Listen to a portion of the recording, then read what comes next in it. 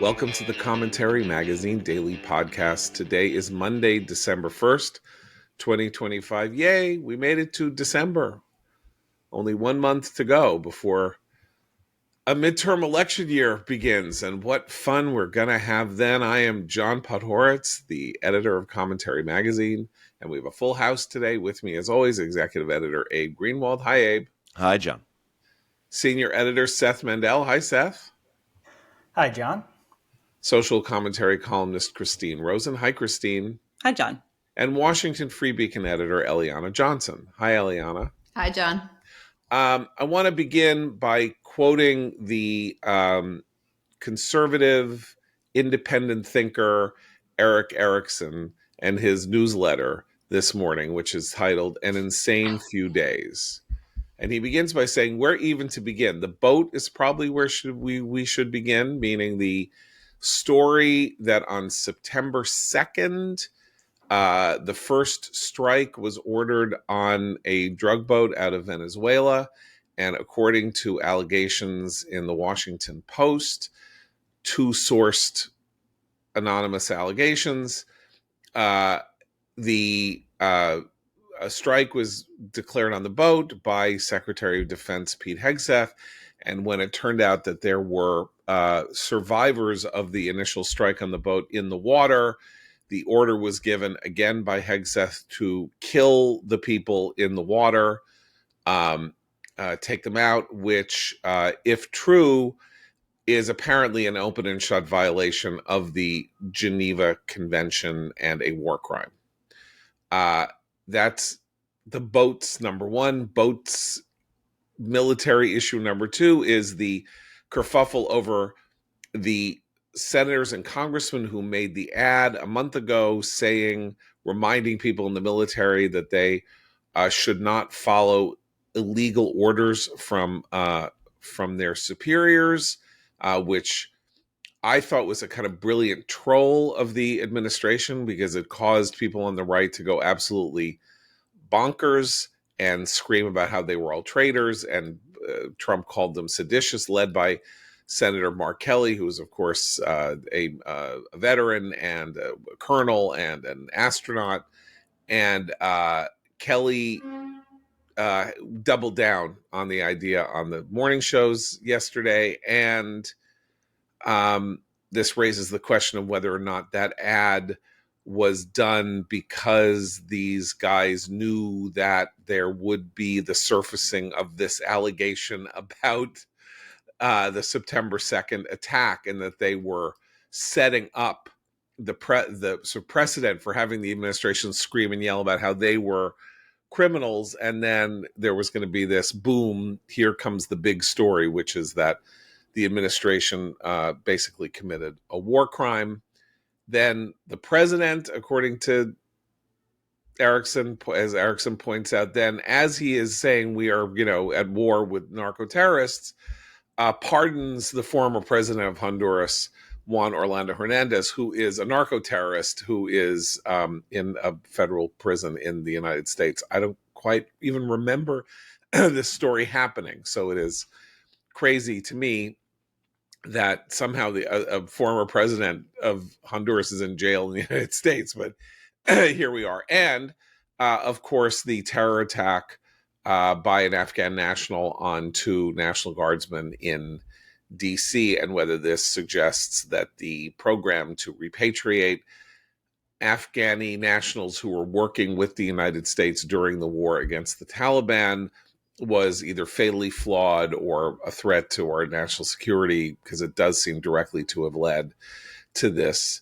murder of the two National Guardsmen. And Trump then, as he points out, Trump going on social media saying that all Biden should go to jail, and Kash Patel coming under attack from, of all people, my old colleague Miranda Devine at the New York Post, thought to be very friendly to the administration. Basically, Miranda Devine lowering a howitzer and aiming it directly at Kash Patel's face for his misconduct supposed misconduct as FBI director. So this is the atmosphere in which we are beginning today's show. A lot of fun. So Trump said yesterday on Air Force One that he does not believe that Hegseth gave the order for the second attack on the Venezuelans in the water. And that would be the be all and end all of the story, that the story is false, that there is a false allegation that has been made about Pete Hegseth, and that's it, and that the media are just showing their colors by being Trump Hegseth derangement syndrome figures who will believe anything that's told to them.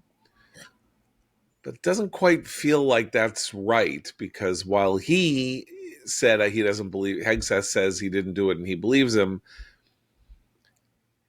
Hegseth is not acting quite outraged enough by the allegation that he committed a war crime. In fact, last night he tweeted out a comedy, a meme, which is a cover of a children's book about a turtle named Franklin, and it said Franklin takes out narco-terrorists, with a cartoon illustration of Franklin with a machine gun hanging out of a helicopter, which is a kind of repugnant thing for the Secretary of Defense to be doing, because like we're engaged in serious kinetic action in which people are being killed, and that is serious as a heart attack.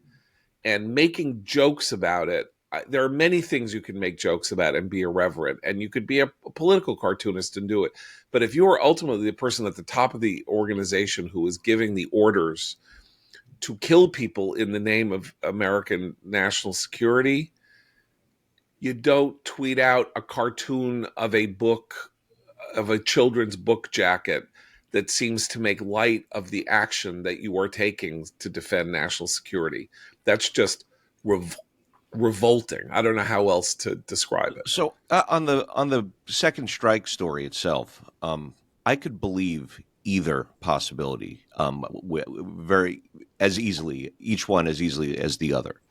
I could believe that the Trump hating press has bought an anonymous story that is not true. Certainly happened before, having to do with Trump and other administration figures. And I can easily believe that the second strike was ordered, and they're just trying to cover it up. And Hegseth is trying to be cool and nonchalant, to project that. I have to say, in this case, I do think we're going to find out the truth of the matter. A couple of important points here.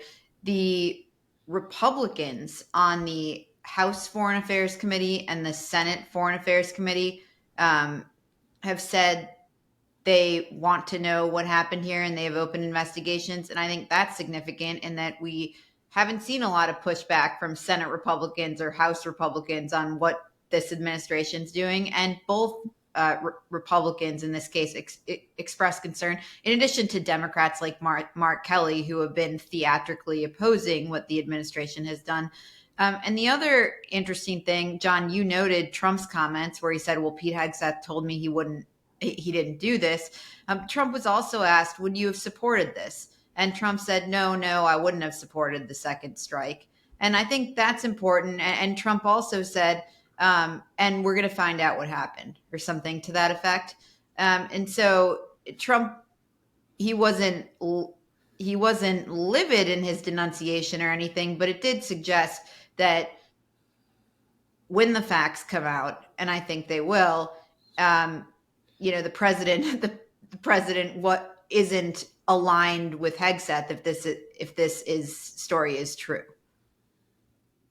So do we think, Eliana, and Seth, you as sort of people who have done extensive government reporting and media reporting, Christine also, I do think that this offers us a frame in which to understand the notorious Kelly "Don't Obey Unlawful Orders" ad that seemed to come out of nowhere. These veterans who are in the House and the Senate announcing, just to let you know, don't obey unlawful orders. And people on the right have gone absolutely bananas about this, saying it's disgusting. Like, where's the evidence? Why are you even saying this? You're suggesting that the president gives unlawful orders. That's outrageous. It's very convenient that just a couple of weeks after this bombshell story drops, that an unlawful order may have been given in September. And remember that the head of CENTCOM, I believe it's the head of CENTCOM, unless it's the head of military operations, it's a major official involved resigned the day after the strike. So we would then have potentially the source of the story, or some version of the source of the story, or somebody he told the story to, and a pretty elaborate setup in which the story gets to people. They make the ad, they draw the first fire about how outrageous any such accusation should possibly be, and anybody who makes it should be accused of sedition, as Trump did. And then the boom gets lowered. Like, this is a very Andrew Breitbart way of letting a story out. The first story, remember, wasn't reported by the Washington Post. It was reported by the very left-leaning Intercept. And then the Post filled out the original reporting that the Intercept had done. And so there's certainly, as Abe says, and if you noted, there's certainly reasonable suspicion about the story. And so it does have to be looked into. And Congress is the body that should be doing this, because they can haul before them not just Pete Hegseth, who has a lot to answer for and will have to do so under oath, but Admiral Bradley, who was the person there, who was the one who actually was in the field ordering the strike, or, seeing the strike through. What did Pete Hegseth say to him? What did he interpret Hegseth's order to mean? All of these are questions that have to get out there. And, I agree with Eliana. Mark Kelly should know better than to have participated in that ad in the first place, just because he was so high ranking when he left the military. Slotkin seems to have been the one who was the mastermind of this whole ad. But it does suggest that somebody was leaking information to them about what might have gone on. The whole point, though, is that Congress rousing itself to look and fulfill its oversight role, that is exactly what should be happening. It probably should have been happening the first time the first boat strike was done by this administration. So better late than never. I don't think that those guys knew. Look, maybe I'm wrong, and this is all some genius scheme, and they're all going to look like a bunch of geniuses, but count me a skeptic. Because Slotkin was asked on a Sunday show, to your knowledge, has the president given any unlawful orders? And she said no, and she looked like a dum-dum, and people were laughing at her. And look, maybe now she looks like a genius. But first of all, the president didn't give the order. So far that we know. And now he's saying, well, I didn't, I don't agree with that. I'm not going to attribute to genius, what could be attributed to, just bumbling, like some kind of chaos. And I do think, it's interesting to talk about, but it's all sort of a distraction from what is the administration's strategy with regard to Venezuela? What is the end goal of striking these boats, for which they don't have Congress's buy-in, actually? And now they may actually pay the price for not having Congress's buy-in, because Congress not only is not supporting the strikes, but they're going to investigate what happened in the strikes. And then what are they driving at? Is the goal regime change? Our friend Elliot Abrams has a long foreign affairs essay in which he points out the half-hearted regime change strategy. But you're not going to get regime change if your strategy is half-hearted. And he argues that the administration should embrace wholeheartedly a regime change strategy, and says it could be done just with special forces. But I do think they should decide what they're driving towards, make it clear to the American people. And that would actually clear up and solve a lot of these downstream problems. Like this boat thing is a downstream problem from their lack of clarity on the big picture issue. I mean, obviously, I think that go ahead. The administration obviously wants Maduro to bug out of there before the U.S. has to actually do anything about it, which, that's perhaps fanciful or wishful. But yeah, I mean, look, that's one of where the it's headed. points Elliot makes in his essay is that economic and diplomatic pressure didn't work in the first Trump administration, and it is unlikely to work in this administration. And so they're going to have to decide, are they willing to use military pressure or not? And doing it by striking these votes isn't working if their goal is regime change either. Seth? Yeah, the old joke about how many psychoanalysts does it take to change a light bulb? Only one, but the light bulb has to really want to change. That's Trump. Trump talking about this. The way that he talks about the regime change in Venezuela is like his wish for the regime is for it to change, and we're trying to determine whether that's a policy of regime change, a hope of regime change, or whatever. But we've had this discussion with regard to Iran also for a long time, which is that America would like there to be a different regime in Iran, right? That doesn't mean we're necessarily going to send in whoever we're going to send in, but it does mean that we would rather see that, right? And the Israeli government spoke similarly during the 12-day war, which is, we can bring them to the brink, but we're not sending ground troops. We're not sending the IDF ground troops into Iran to occupy Tehran, right? It's, if you want a different regime, you have to do it. We don't, that was clearer about Iran, and we've had clearer discussions about Iran, even though you get into this murky question of, is the policy regime change? There hasn't been anything nearly so clarifying with regard to Venezuela. We haven't had the president saying, it's not on us to change the regime, but we're going to do everything in our power to help those. We haven't had the president say, we're going to change the regime. We have had the president say, essentially, I think, Maduro has to go, right? I mean, he has to leave, or whatever the words that he used, that Trump used. So that sounds a lot like, he better or else. But the other problem, yeah. I was just going to say, They also sent a carrier group. I mean, the Caribbean is really bristling with a lot of our military right now, preparing for something. Right. So our not late, but I mean, our former colleague here, Matt Continetti, said that Trump's main foreign policy, the thing that would survive as Trump's foreign policy of the second term, was a kind of re-implementation of the Monroe Doctrine. This is our hemisphere. We get to say how things work because hemispheric instability has been leading to our border crisis and various other things. And, he wants to make a decisive impact supporting the regime in Argentina from the very bottom of South America up to trying to make things change in Venezuela at the top of South America, and then into questions of how Mexico behaves toward us, at the very at the very sort of top of Central America. Now, that's one way of looking at this. The other way of looking at this is Trump is now testing the limits of his control, ideological control of the entirety of the Republican Party, because he ran. If there's one thing you could say about him in 2015 and 2016, it was he said regime change was stupid and that we had been spending, and that Bush was stupid, and that talking about regime change and democratization was stupid, and we didn't have any business doing that. And when Bill O'Reilly said, "Why are you so nice to Putin?" he said, "Oh yeah, we're such angels.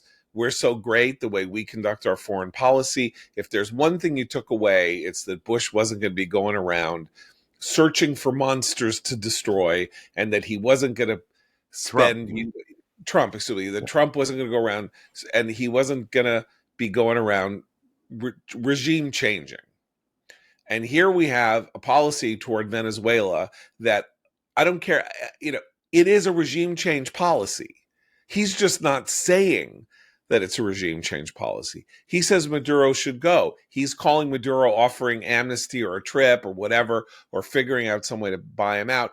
And he's blowing up these ships in an effort to make Maduro look bad, obviously, not only in Venezuela itself, but to the narco-terrorists that support Maduro and help his regime stay afloat. It's regime change.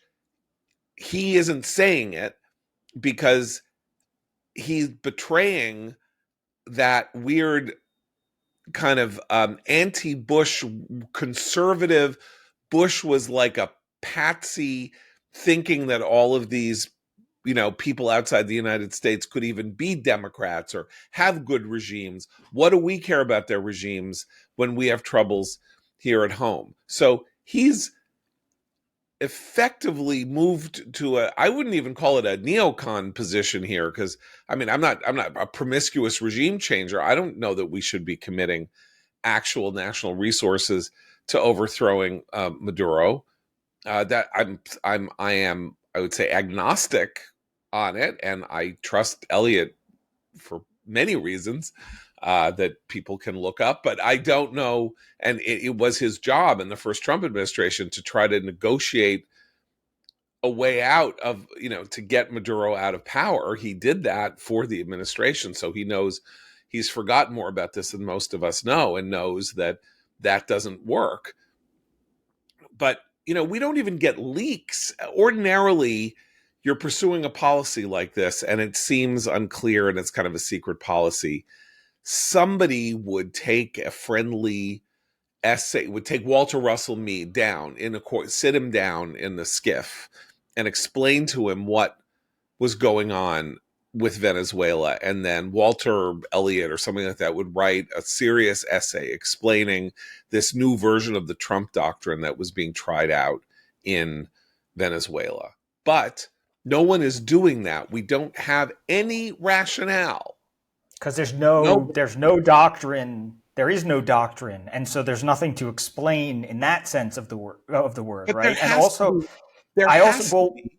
so part of the problem though with this is that somebody talked Trump into the idea that it was a good idea for us to be strafing boats out of Venezuela and like going to war without a congressional authorization, or even like a briefing of the House Foreign Affairs and Defense Committees and the Senate Foreign Affairs and Defense Committees, even a briefing, even a conversation.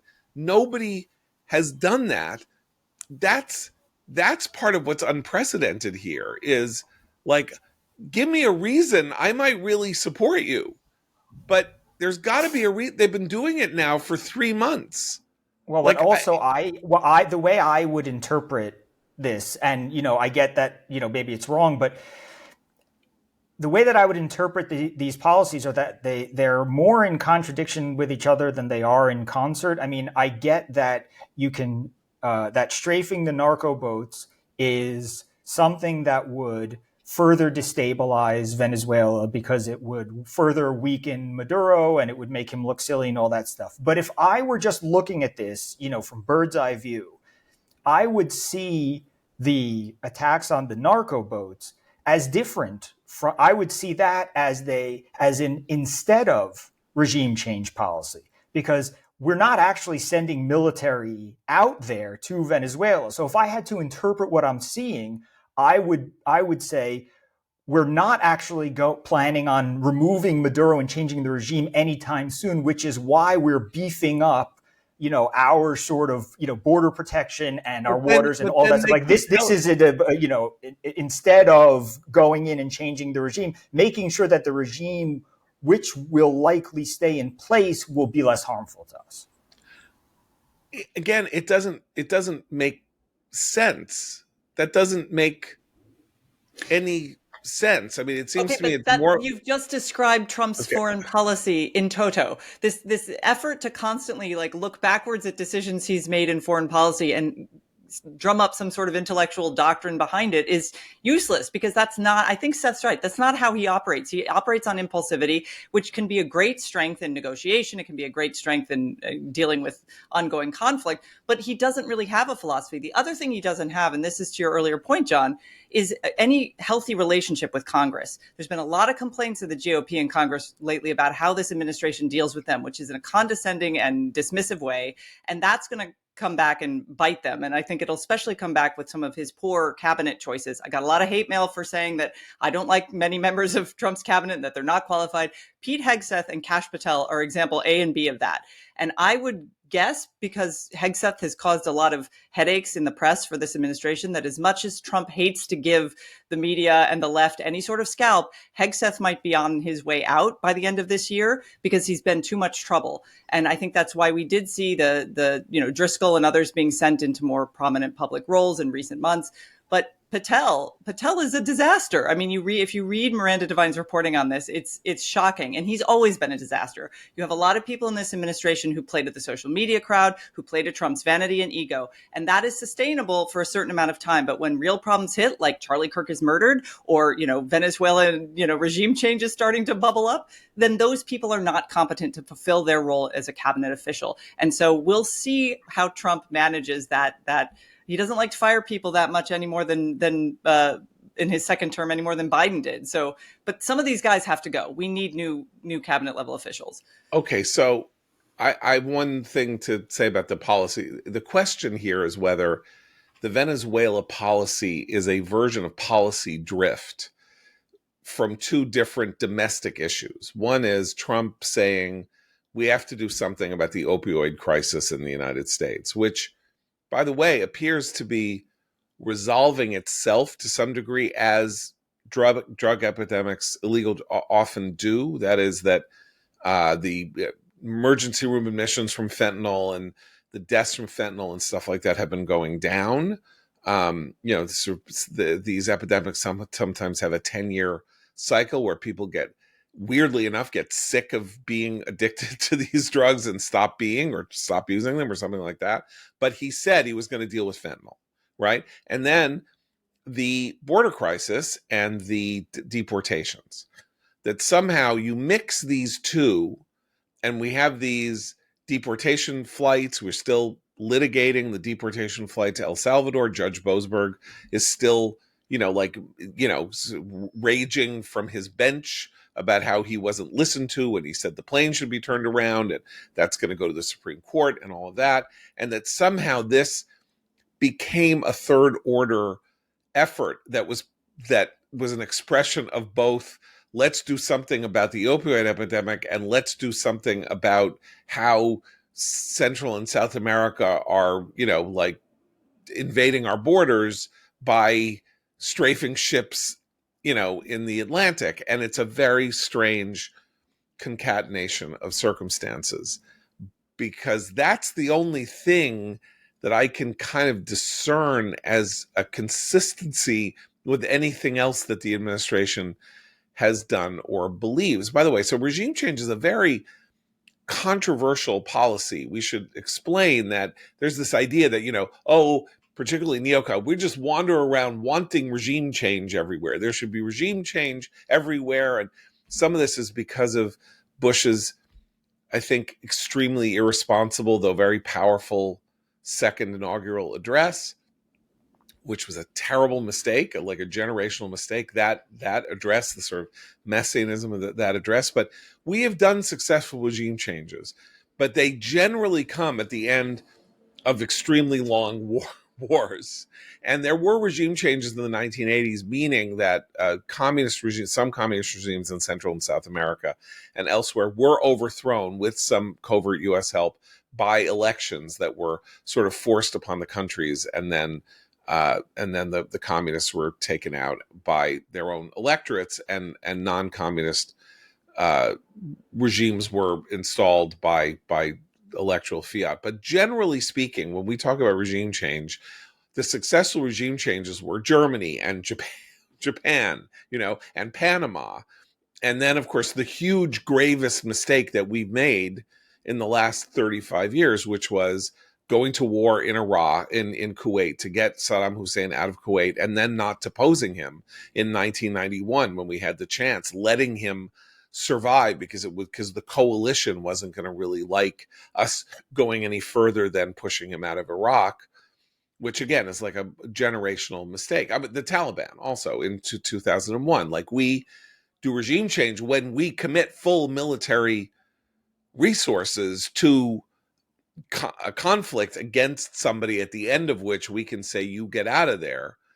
We don't do regime change for like a guy like Maduro, a regime that's been around for 25 years, by like, saying get out of there, or like we're going to hit a couple of boats or something like that. They've shown real durability. The Chavez Maduro regime is an enduring, more than 2-decade regime here, that overtook destroyed a democratic country, and turned it into a satrapy.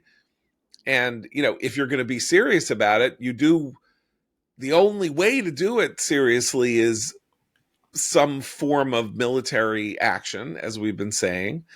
And I don't think there's an American stomach to go into Venezuela. What is our casus belli? The fentanyl epidemic? Again, like, is that a reason to commit serious American military resources? But Now, special forces can do it. If we don't, and if Maduro doesn't leave on his own, and then what do we do with with all these huge ships that we have like poised there, ready to go? We just withdraw them. He sort of stared us down. He stared Trump down. That's going to look really bad. Well, those ships can go somewhere. It's always going to be like, oh no, we need a ship in the Indian Ocean. There's a threat. But the conversation is going to be, well, what was that all about then? It still is. That's my problem. We don't know what it was about. We don't know what it's about now. We won't know what it was about then. It's about trying to pressure the regime. I mean, the Trump administration has some reason to think and wants to continue to act on this, that it can project American power in a neater, less messy, less sloppy, consequential way for the U.S. and can, like the Iran strike, and can sort of just get things done without the kinds of commitments you're talking about. I mean, that's clearly what they want to happen here. So it's what it doesn't happen. It's what my dad in Why We Were in Vietnam would call, this is like regime change on the cheap, right? It's like, this is where we have total dominance. If we want to destroy a narco terror boat with, all the might of the U.S. Navy and Air Force, we can do that at will 22 times a day, like without any possible cost to us whatsoever. The problem is that when you do things on the cheap like that, what follows from it, which is, well, then I guess you have to like land on the shore of Venezuela and then march down the avenue and go to the presidential palace and say, we're putting you on this plane and taking you out of the country, or we're arresting you for being a narco terrorist. I don't know. It's not going well. Can we move on to the question of the response to the National Guard shooting and the horrible, tragic deaths of this 23-year-old and 20-year-old targeted by this Afghan national who came to the country in the wake of our shameful pullout from Afghanistan as part of the repatriation of Afghanis who worked with the CIA. The stories that are coming out now suggest that he had some kind of a nervous breakdown in Bellingham, Washington, to which he was relocated, that he was like in his room for a year and depressed, wasn't doing anything, wasn't seeing anybody. And then he jumped in a car, drove to DC and, ambushed these two people. And the question is there a logical policy consequence that's going to come to this? Like, we should never have repatriated the Afghanis who worked with us for 20 years in the first place. Can we clarify? I think one of the soldiers is in critical condition. Oh, I'm sorry. One of the soldiers was killed. That's Sarah Beckstrom, who was only 20 years old. But the Staff Sergeant Wolf, I think, is still. Correct me if I'm wrong, but I believe he's still alive. Although okay, that's right, I believe. Okay, I apologize if I for my error, but the policy, the way that people are jumping on it is to say we should never have we should never have brought any of these people here, and I said so in 2021, and there should have been this and there should have been that, and obviously the danger of doing something like this kind of repatriation scheme is that people who are bad actors can slip in somehow. If you're letting in 15 or 20,000 people, the possibility that 100 of them are actually Taliban agents who have somehow planted themselves or some version of that and gotten themselves through the screening process and into the country, that would be, like less than one, it would be like a 0.1% of the people who came in, but that's all you need to, cause havoc at some point. Or was this literally the psychotic break of a single person? And this goes to something that Eliana's wonderful father, Scott Johnson, has been talking about now for 5 years or 4 years. Are we knocking this together? Are we blending this together with the story of the Somali repatriation after the genocidal wars in Africa in the 90s, Somali repatriation to Minnesota that led inexorably not only to the election of Ilhan Omar, but this insane fraud story in Minneapolis, $1 billion or maybe $2 billion of COVID fraud funneled through Somali fraternal organizations that just stole all the COVID money. Might be the biggest fraud on record in American history. It's possible. I mean, direct theft of government dollars that we know in this fashion. So that story hits very big. Then this comes along, and it's like, we let people in from Muslim countries. We should never let anybody in from any Muslim country. And here we are, awash in fraud. We've got these people like Ilhan Omar hating America in Congress and saying that they're there to serve the Somali people and not the American people. And they're stealing money. And now we have this Afghani murdering one and critically wounding another National Guardsman. This whole thing has gone, awry. Well, they do say that, but I think that what works against that argument is the fact that he was somebody who worked in a military capacity with the U.S. in Afghanistan. And I think you can't have a policy of, if you've worked with us, we'll throw you to the Taliban when we leave, rather than trying to help you get out in some way, right? I think it's simply impossible to conduct yourself as a military with legitimacy in foreign countries, working with foreign partners, and gaining the trust that we need to for us to say that this is the type of guy who couldn't come over. And so I think it weakens the anti-refugee argument for to some degree once you look at the details of the case. That being said, it also could be used as an example of there's a process, and that process doesn't end when the refugee is repatriated here in the U.S. That's not the end of our work with these refugees. It's like a social service type of thing. This is where maybe Eliana can talk some about the Somali. Could you say one thing about Afghanistan just quickly first? Yeah. If we're gonna play, if they're gonna play, we shouldn't have done this. What could have avoided this is if we didn't leave Afghanistan. That is exactly right. Well, of course. Right. Okay. I'm sorry. I mean, I almost thought that went without saying. It but does. But the circumstance was, obviously it would have been a despicable evil for us to bug out and then leave everybody that we had recruited over the last 20 years to work with us against the Taliban to the depredations of the Taliban. That's just an elementary moral thing. And for us now to say, well, obviously not one hair on Sarah, the National Guard's woman's head should have been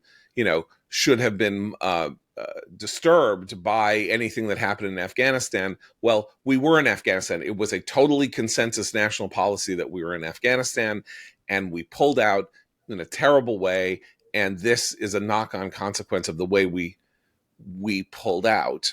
But anti-refugee or pro-refugee argument aside, we have no indication. I mean, we have a couple of cases of Afghans brought out since in 2021 who have done bad things, but there were like, I'm saying there were like 20,000 of them, and to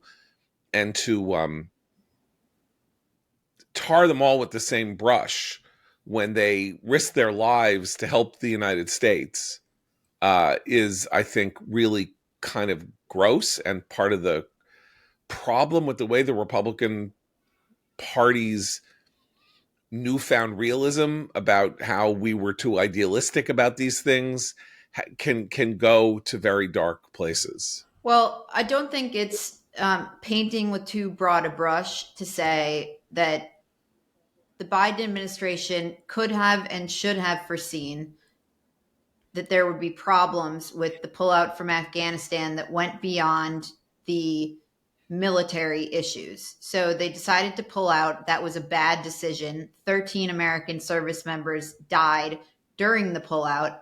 And then they had, on top of senseless immigration policies on the southern border, they knew we were going to have to absorb refugees from Afghanistan. And I don't think it's painting with too broad a brush to say we have issues in this country with the assimilation of Muslim immigrants, whether they're refugees or not. We have major issues. And that's how you can connect the Somali refugees in Minneapolis to the Afghan refugees, wherever. This guy was in Washington. But the issues with assimilation among these communities are major, and they're a problem for Americans. May or may not have anything to do with the religion, but we have issues with assimilation in a lot of places in the country. And I can tell you in Minneapolis, it's a huge issue, huge. Where not only are they not assimilating, they don't want to assimilate. There's Right. The opposite of assimilation is radicalization. And that's the question I have about this guy who did come to this country, didn't seem to be a threat. He passed vetting, both the Biden administration's vetting and then the asylum vetting that the first Trump administration did. Somehow, at some point, he became radicalized. I mean, we hope he was a lone wolf with some mental illness. That would actually make this weirdly less terrifying. But if he was radicalized because he was in a community that encouraged that, which I think has also been the case in with the Somali refugees in Minnesota, that is a nationwide problem. Eliane is absolutely right. Look, this is a 40-year issue. Goes back, I have to say, or 50-year issue, goes back to the first stirrings of what was then called Chicano consciousness in California, that led to the unbelievably failed, horrible experiment of bilingual education, where the idea was people came in from Mexico. We're here in the United States, for not Mexico, El Salvador, other places. And the idea was that it was too hard for their children to be taught in school in the English language, and an entire new branch of education needed to be created where they could be taught in their native tongues in American schools. That was the first major explosion of the idea that it was not the goal of the United States to bring in immigrants, legal or illegal, and turn them into Americans. The easiest way to do that, teach them English and teach them civics, right? America is the best country in the world. We have this system. Unlike the countries that you came from, which Jews heard, Italians heard, Irish heard, everybody heard about how our system was better than the systems that they came from. If it weren't, they wouldn't be coming to America to have a better life. And here's how you have a better life. You have a better life because America grants you freedoms and gives you responsibilities and all of that. And beginning in the mid 1970s, after the 60s ideological capture of nonprofits and the education departments and education systems, people stopped being taught this. Kids stopped being taught this in school, and assimilation or acculturation, which is a way of describing it differently in a more respectful way to the original culture, simply stopped being practiced. Wasn't there. And so then here we are, it's 40 years later, and we're bringing in hundreds of thousands of people as refugees. You would think they would be grateful to the United States I mean, the amazing thing about the Somalis and the Palestinians who have come here, as represented by Rashida Tlaib, the Palestinian, and Ilhan Omar, the Somali, is that they should be like, my God, I kissed the ground that I came in here in the United States. Look what it has done for me. I came here as nothing, and now I'm a member of Congress, and they shit all over the United States. That is not, this is 250 years we're about to hit. That is not the way people coming into the United States have traditionally treated the United States. And they've treated the United States because they come here and nobody attends to their moral education as Americans. Well, there's and I don't know. Well, Yeah. no, I mean, I would actually say they did, but the wolf in sheep's clothing here was multiculturalism, which actually was taught as the new iteration, the modern version of assimilation. No longer would we force them to march through a melting pot and take off their, customary clothing and put on American clothing and wave flags. That's oppressive. No, instead we embrace all these different cultures and we allow them to thrive. And that will somehow transform into a better, more thoughtful kind of American patriotism. And it didn't work. I mean, conservatives were always suspicious of it because it was undermining exactly what you're pointing out, John, which is an idea that we are a country built on an idea. And to defend an idea and to teach it to each new generation is actually required. You cannot rely on some of the ways that more ancient countries have inculcated these ideas and practices in each new generation. And our education system is part of it, but there was a popular culture aspect to this too. And I think all of that has brought us to this point. It's brought us to the wildly overreactionary, almost often racist tone on the far right as a response to this. But it is going to require, and now is a good time, as you say, 250 years. Now is a good time to rethink how we educate ourselves and future generations about. I mean, I don't even think we need to rethink it. I mean, we know what the thought is. The problem is no country on earth would ever object to the idea that the thing to teach in school to the kids of your is that your country is the best country on earth. That is a given. That's what patriotism is, and that's what you do. You come in, you're 5 years old, you salute the flag, you say the pledge, you sing the anthem, you talk about you talk about the founding fathers, you talk about how we defeated slavery and ended it. You talk about all the good things. And in fact, that is not what American education is like. It's about the bad things. And even though we can talk about the bad things and the good things or whatever, the idea that immigrant coming into this country should not be compelled to learn why they're here, except for the fact that they got a soft landing on the planet. They got a lucky lottery ticket and they got a soft landing, but everything that they used to think, they're still allowed to think about how crappy America is, or how crappy democracy is, or how crappy Christianity is, or how crappy Judaism is. That you don't get to think that here, because that is the price of entry, is to become an American. And it used to be that was a sink or swim proposition for immigrants. Remember, a quarter of the population of the United States, or 15% of the population of the United States in 1920 was foreign born. And somehow everybody got the lesson that they weren't supposed to be duplicating the Italian political experiment in the United States. That wasn't what you wanted to do. You were getting away from the Italian political experiment, or the Irish political experiment, or the Polish political experiment, by coming to America and becoming part of the American political experiment. But it was also easier then, once you came here, to stay removed from what was going on in the home country. And I think that's another difference now, is that these new waves of immigrants, yes, many of them are Muslim, but even the ones who aren't, they retain, because thanks to our technological revolution, an ability to be constantly connected to their home communities. And while that is a benefit, I think, for a lot of people, it also makes it more difficult to disconnect in the way that, look, I was going through my attic reorganizing stuff, and I found a bunch of, the original certificate, we got copies of it, of my great-grandfather when he came from Bohemia. And, I remember the stories that he told my grandfather about why he came here. And it was all the stuff you're saying, but it was also very expensive and difficult to get here. And once here, they never went back. They never visited. They wrote a few letters, but basically people were brought over in ways when they could afford it. And I think a lot of we should look the role of NGOs in a lot of this process, what they encourage and discourage in terms of the new immigrants, putting them in communities where they are unlikely to assimilate is another issue. And the amount of money, back to the Minneapolis story, the amount of money flowing from local government to folks who come here, that gets sent back home too. They know it. They know the whole infrastructure of social services and payment structure that is given to immigrants. So there's a lot more knowledge. Okay, two final points. One, this Minnesota scandal is a way bigger story than people realize it's going to be. Tim Walz is running for a re-election. And if this story continues to develop as it is going to develop, that, very, very, very blue state is going to turn him out. Because this is there's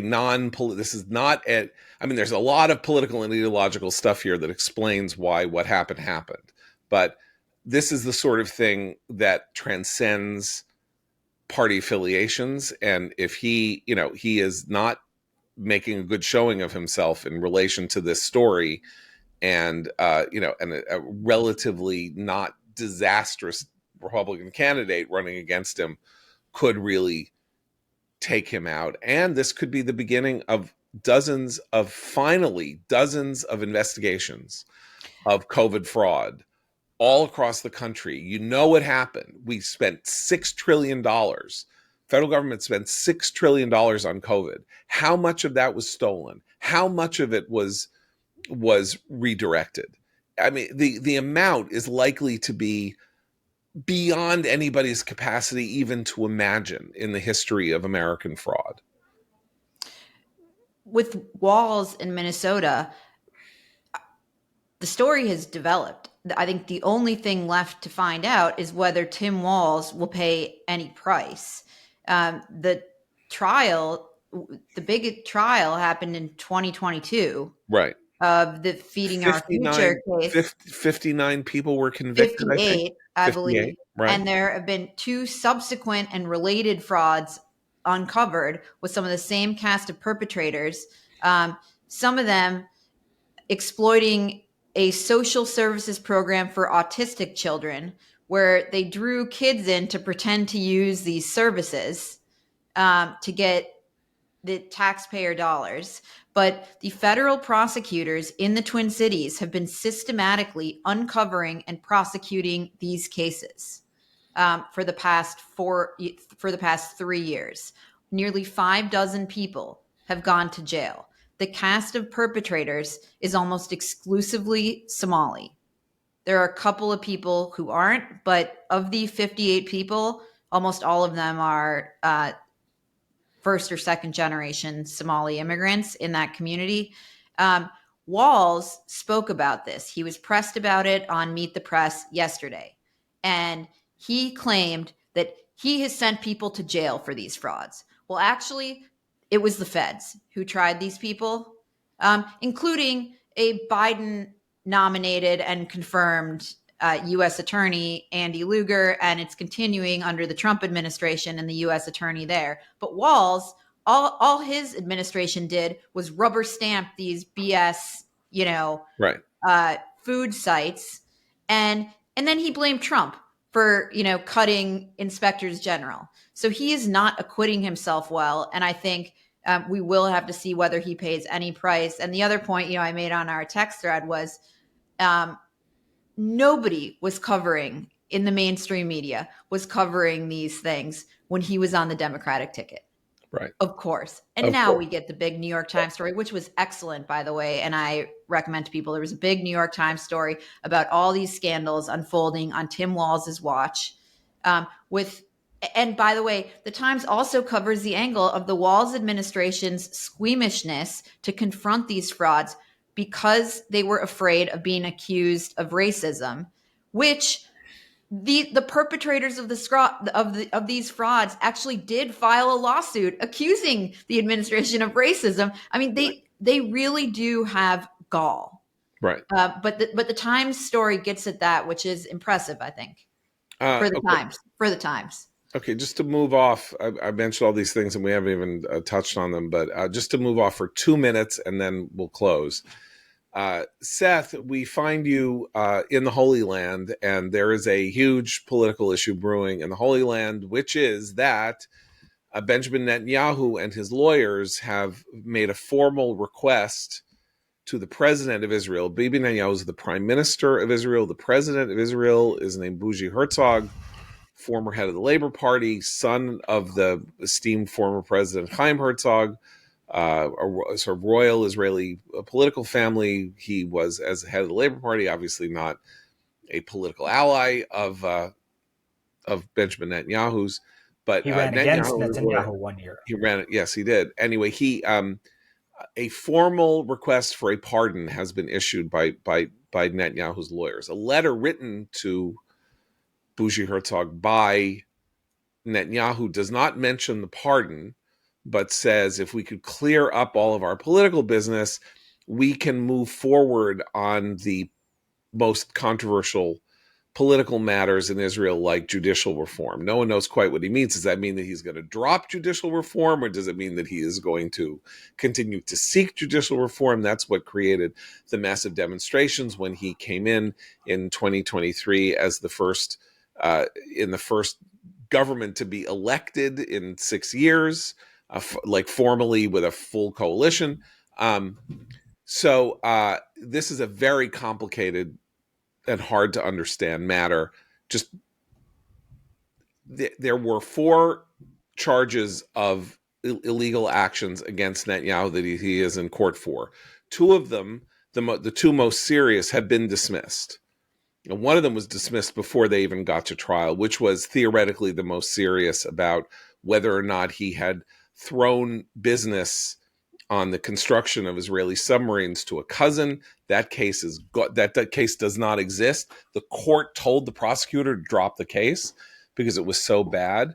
Largely, the strength of the case against Netanyahu literally resides on the allegation that he took champagne and cigars from a Hollywood producer named Arnon Milchan, who came to maturity as a kind of Israeli arms dealer and probably an agent of the Mossad, as somebody who was helping create relationships around the world for clandestine Israeli arms sales and things like that. Anyway, supposedly Milchan gave him champagne and cigars, and this is enough to overturn the results of an election or to throw somebody in jail. Nobody looks at Bibi Netanyahu sanely and looks at somebody who is consumed by desire for monetary gain or anything like that. This is a bribery charge that is preposterous in my view. But anyway, it's there. And because of the oddities of the Israeli political system, this case has gone on now for 5 years. He has been in court now for 8 months. This trial may go on for another year. When that court has a hearing and makes a decision, if this ever gets to that point, and the decision goes against Netanyahu, he can then appeal to the Supreme Court. This case could go on for another 5 years. And basically, finally, Bibi said, just give me a pardon and let's move on. So, Seth, what's your feeling, there on the ground with you're there, your shoe leather. Kermit D. Frog here. It's exhaustion with the trial is really is the best way to describe it. And that's the thing that works in his favor for a pardon, is that, I've been surprised by how Israelis are basically just like, fine, so pardon them. I don't know, whatever. They're just kind of tired of all of this. And that's, and that's the fault in a lot of ways of the prosecution, which has been jumping from thing to thing. But the other part of this is that Netanyahu is saying, the trial has gone on for X number of years, right? If the trial is going to wrap up before we are dead, then they're going to force me to be in court 3 times a week, testifying 3 days a week. That's what they're trying to do now. Just so people understand, Bibi has been doing this during the war. Right. Bibi has been in that courtroom while he has been conducting and leading the war, the 12-day war, the war against the Houthis, the war, coordinating with Trump on the war against Iran.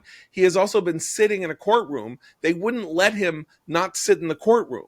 They ordered him to sit in the courtroom during the trial, like he's testifying. So his position is you can have, your elected head of government running the government, or you can have your elected government essentially via lawfare sort of canceled out, and a sort of a form of soft coup almost, right? Which is just, well, the attorney general says he has to be in court for most of the week, so he can't play prime minister or whatever. The argument is a strong one and Herzog is open to it, because there is a feeling that the judicial reform and the internal divisions, they've hurt Israel, that they've maybe invited some of the attacks that have happened. I don't know. Nobody can say, oh, October 7th wouldn't have happened if they didn't try to do some sort of judicial reform. But the point was more that its enemies see that a divided Israel during the war. Hamas capitalized on the hostages this way, right? Hamas would stir the pot in Israel by trying to give Israel the space to fight itself at times over the hostages, so I think that Herzog's. Seth, here's my question. So this is the weirdness, and then we really do have to go. But the weirdness is he's asking for this. The war is over. It may not be over. It may not really be over. I mean, there may be more stuff, but I mean, obviously the October 7th war, as we understand it, has ended. There may be something that follows it. He managed to do this during the war. Now the war's over. Now he's like, let me alone already. Like, I don't know. It seems like if there was a time that he could actually stomach sitting in the courtroom, and now would be the time. That's why the answer to that question is Trump. Yeah. That's the answer. Trump said, "Pardon this guy," and it changed, and so that's the discussion they're having. And Trump is I mean, I think Israelis would say, a great deal would be pardon Bibi. He agrees to step down, and Trump agrees to be prime minister in his stead. I think Israelis would, because I'm walking through the old city and seeing yarmulkes with a picture of Trump raising his fist, after surviving the gunshot. I mean, Trump said it, and so they're talking about it. That's the simple answer. Okay, fair enough. We'll have more to say about this and about the other stuff. I'm just going to conclude by paying tribute, as I have on our website, to Tom Stoppard, who died over the weekend at the age of 88.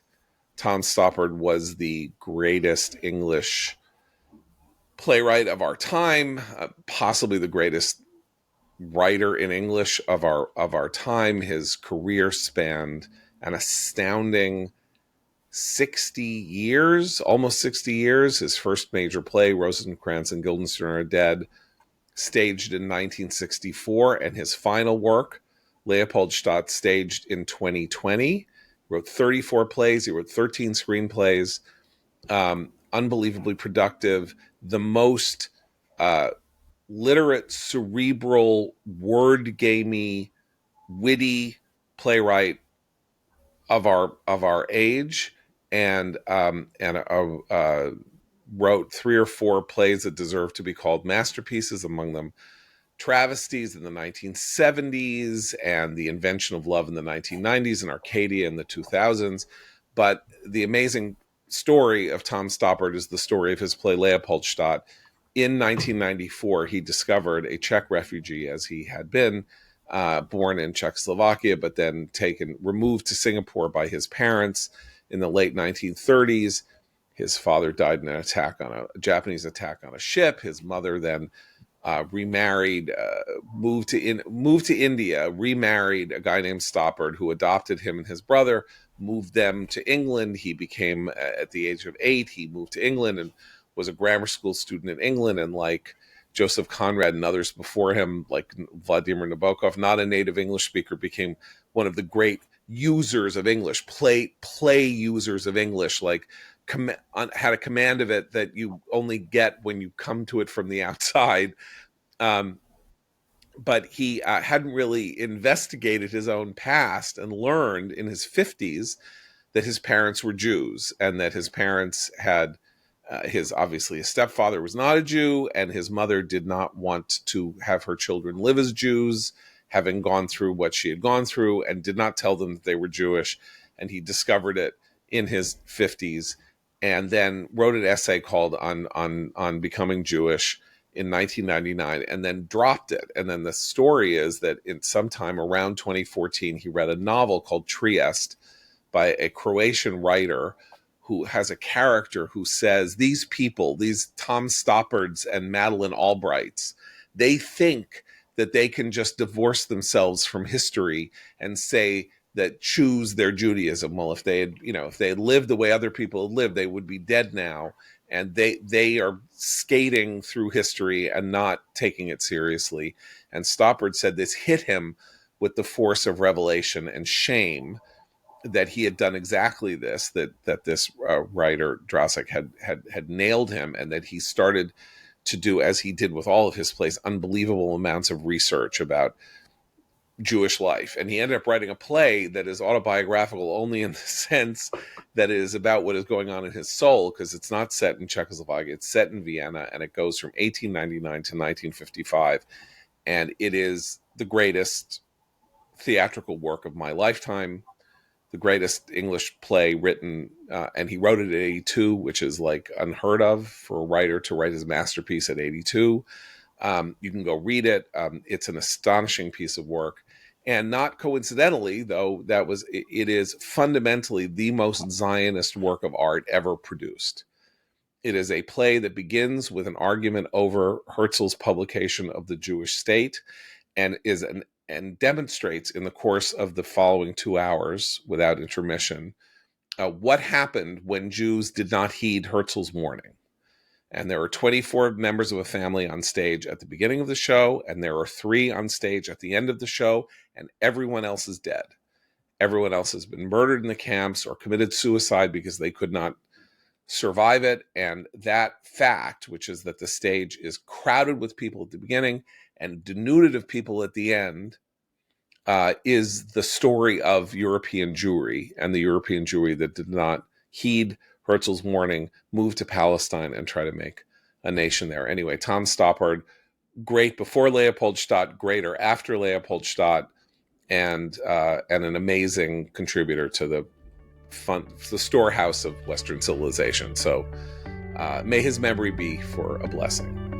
So we'll be back tomorrow. For Abe, Christine, Seth, and Eliana, I'm John Podhoretz. Keep the candle burning.